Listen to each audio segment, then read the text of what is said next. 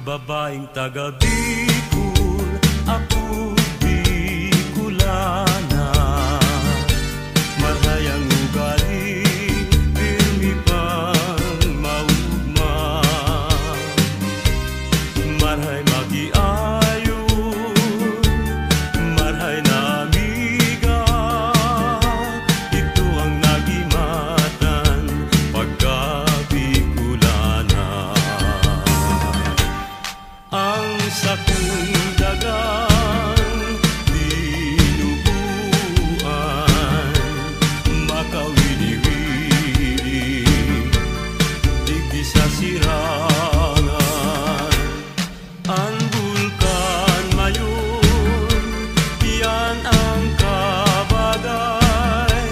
Ang Bicolana, dahil maapi sa kagayunan.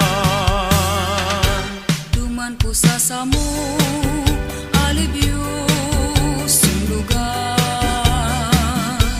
Maski daing paros, pirmi ang hayahay.